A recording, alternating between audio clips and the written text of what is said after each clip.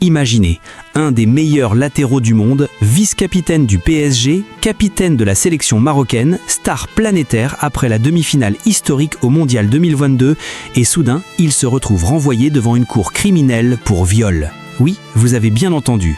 Le 24 février 2026, la décision tombe comme un coup de tonnerre. Achraf Hakimi va être jugé. Après 3 longues années d'instruction, un juge d'instruction a décidé de le renvoyer en procès exactement comme l'avait requis le parquet de Nanterre en août dernier. D'un côté, une jeune femme qui parle de soulagement après un combat acharné, de l'autre, Hakimi qui clame son innocence totale et dénonce une accusation basée sur du vent. Aujourd'hui, on décortique tout, le déroulé des faits, les arguments des deux camps, les déclarations choc des avocats et ce que ça dit du football, du mouvement #MeToo et de la justice en 2026. Accrochez-vous parce que cette affaire est loin d'être simple et elle divise déjà le monde entier. Si vous voulez comprendre ce qui se joue vraiment, restez jusqu'au bout. Remontons le temps. Tout commence fin février 2023. Une jeune femme de 24 ans, le même âge qu'Hakimi à l'époque, se rend dans un commissariat du Val-de-Marne. Elle déclare avoir été victime d'un viol.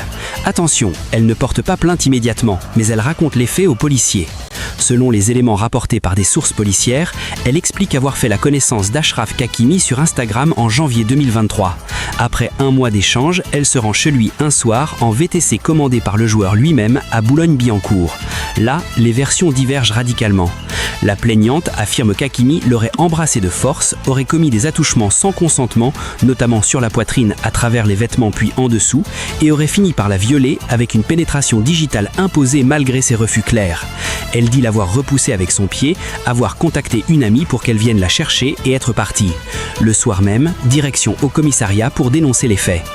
Mais Hakimi, lui, a toujours nié en bloc. Pas d'agression, pas de viol, à rien. Pour sa défense, tout repose sur une version complètement opposée, une rencontre consentie qui aurait mal tourné, ou pire, une tentative de manipulation. Avançons jusqu'en 2026. Le 24 février, le coup près tombe.